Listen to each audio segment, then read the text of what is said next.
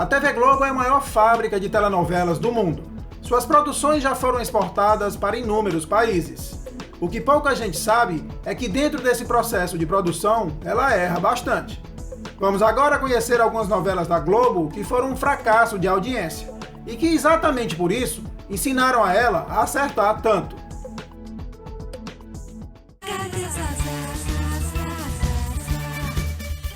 Essa é uma das novelas mais esquecidas na história da TV Globo. A trama, que foi exibida em 97, contava a história de Marisa Dumont, a Zazá, vivida por ninguém menos que Fernanda Montenegro. Ela era uma milionária altamente inquieta e que tinha crescido ouvindo da mãe que era filha de Alberto Santos Dumont. Isso mesmo, o pai da aviação. Je suis Zazá. Zazá. Marisa Dumont. Dumont. Eu sou parente de Santos Dumont. Parente, Zazá!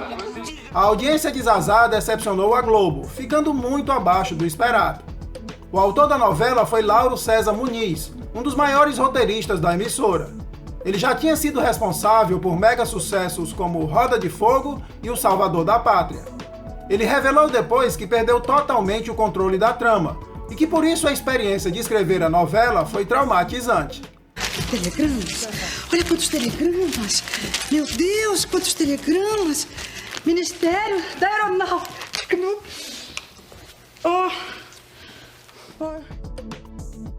O Mapa da Mina foi escrita por Cassiano Gabus Mendes e começou em março de 93. Ela serviu de estreia para alguns atores e atrizes nas novelas da Globo. Uma delas foi a atriz Carolina Ferraz, que até então era apresentadora do Fantástico. A trama contava a história de uma quadrilha que havia roubado milhões de dólares em diamantes. Roubo de diamantes do Uruguai, polícia ainda não tem prova. Mamãe, a senhora já me mostrou isso há um tempão. Isso o que tem a ver com a gente, mamãe? Vocês dois. A parte cômica do crime começa quando um dos bandidos foge com tudo e decide esconder o produto do roubo. Mas para ter certeza que não vai esquecer o mapa da mina, ele decide tatuar o local nas costas de uma menina, filha de sua vizinha. O enredo não agradou e a audiência foi para o espaço. Tentaram até trazer para a história o galã Maurício Matar e a veterana Fernanda Montenegro, mas não deu certo e a trama foi encurtada. É pra avacalhar! Pra quebrar o que é? Mas olha, pra avacalhar!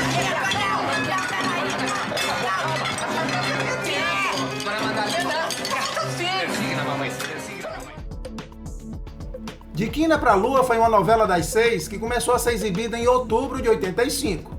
Ela até que começou bem, mas logo em seguida a audiência despencou. O motivo, claro, foi uma trama mal desenvolvida e um elenco meio perdido. A novela contava a história de Zezão, que acerta na quina da loto, mas não recebe o prêmio porque antes morre atropelado. Confia em palpite de pobre. Quase sempre dá certo. Jogue na loto. Depois que Zezão morre, o bilhete premiado é enterrado junto com ele, sem que a família saiba. Então todos começam a procurar desesperados. E ele lá de cima, vendo a aflição da família, pede autorização para voltar à Terra. Foi promovido, José João Batista. Você conseguiu realizar tudo na Terra. Tua família sossegou, você foi promovido. Eu não quero. Eu troco essa promoção por um tempinho só lá embaixo. Geração Brasil foi exibida pela Globo em 2014 como novela das 7. A história girava em torno de Jonas Marra, papel de Murilo Benício. Ele era um jovem brasileiro candidato a gênio ao criar um computador de baixo custo e fácil manuseio nos Estados Unidos. Logo depois ele retornou ao Brasil para desenvolver o seu negócio. Há 3 semanas atrás, eu, Jonas Marra, lancei um desafio. As primeiras 10 pessoas que conseguissem invadir o meu computador e escrevessem seu nome na tela estariam... A trama de Geração Brasil, infelizmente, pecou em vários aspectos. Um deles foi o excesso de detalhes sobre o mundo da tecnologia. Isso com certeza não agradou os que não entendem muito do assunto. Outro fator de peso foi que a novela, logo no seu começo, concorreu com nada menos que a Copa do Mundo que estava sendo realizada no Brasil. Vai ser meu anel de compromisso. O algo novo é a lingerie que eu comprei para o meu hubby. O algo azul Vira-Lata foi exibida como novela das 7 pela TV Globo em 96 e teve uma audiência muito aquém do esperado. Apesar do nome, a trama não abordava coisas leves e engraçadas, como já era tradição no horário. Em vez disso, mostrava violência, drogas, corrupção e muita tristeza.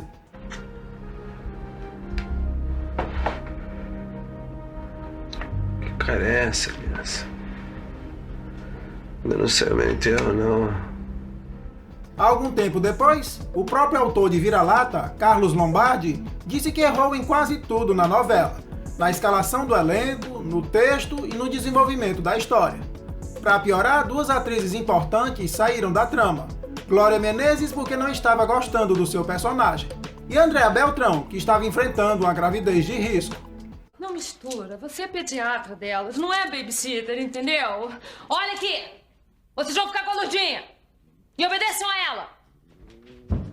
As 3, hein? As Filhas da Mãe chegou como novela das 7 em agosto de 2001, toda cheia de pose. Tinha até gravações em várias cidades da Europa, como Paris, Londres e Roma. A trama contava com um elenco de peso. Fernanda Montenegro, Raul Cortez, Tony Ramos, Tiago Lacerda e Francisco Coco.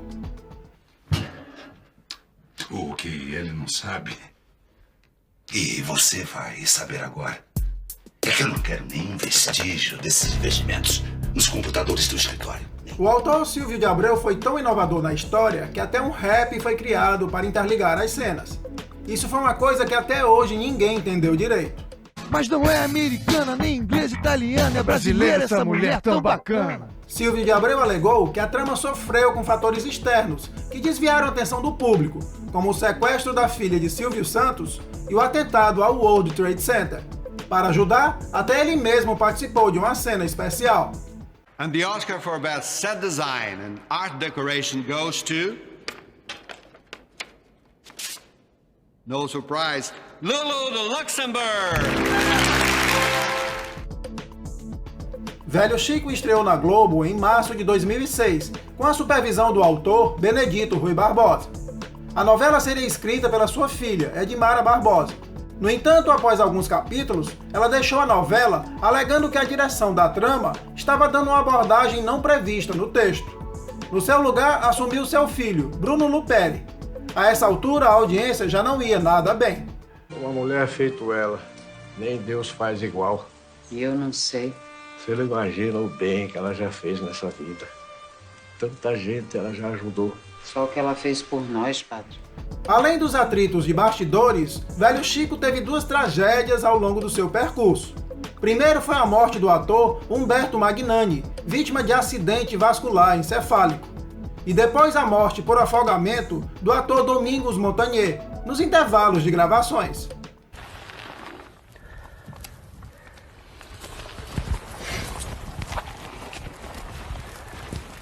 Essa terra não tá morta, não. Esperança estreou na Globo em junho de 2002 com uma missão ingrata, ser a continuação do mega sucesso Terra Nostra, exibida 2 anos antes, e também do mesmo autor, Benedito Rui Barbosa. Mas deu tudo errado. A novela teve início em plena Copa do Mundo, e logo depois enfrentou o horário eleitoral gratuito. Sim. Saudade. Mio tio Giuseppe me falava que com esta palavra, saudade, só existia no português. Eu não sei. Até pode ser que sim. E para piorar a trajetória de Esperança, vários atores importantes adoeceram e se ausentaram das gravações por vários dias. Além disso, o autor estava com a mãe doente no hospital e atrasava muito a entrega dos capítulos. A saída foi substituí-lo por Valci Carrasco. Ele deu uma leve melhorada na trama, e foi só. A novela seguiu com baixa audiência até o seu final.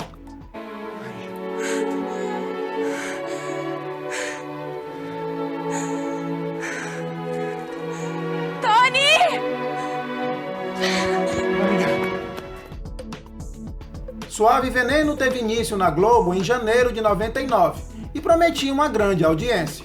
A história foi escrita por Aguinaldo Silva, um consagrado autor de novela das 8. A trama era baseada numa peça de William Shakespeare e foi marcada pela vilã Maria Regina, interpretada por Letícia Spiller. Diz pra Galinhona vir até minha sala. Claro que eu tô falando da Dona Carlota. A primeira e a última Galinhona a passar por aqui. Eu quero essa mulher diante da minha mesa num estalar de dedos. Mas infelizmente o enredo de Suave Veneno foi complexo demais e cheio de reviravoltas que não agradaram ao público. Para enfrentar a audiência cada vez mais baixa, o autor fez várias alterações, mudando personagens e adicionando um pouco mais de humor. Mas a estratégia não deu certo, e a novela seguiu desagradando até o fim, deixando uma marca negativa no horário. Não chega mais perto, senão eu atiro! No seu próprio pai, Maria Regina. E o que vai lhe adiantar atirar em mim? Eu tenho que tirar você da minha vida. Babilônia começou na Globo em março de 2015, e ninguém esperava que ela fosse entrar para a história como o maior fracasso da emissora. E olha que essa novela tinha um elenco de peso. Você se arriscou matando um homem à toa? Não. Você pegou a arma para matar o seu amante porque ele te traiu. Você só tem a sua palavra. Eu tenho a filmagem.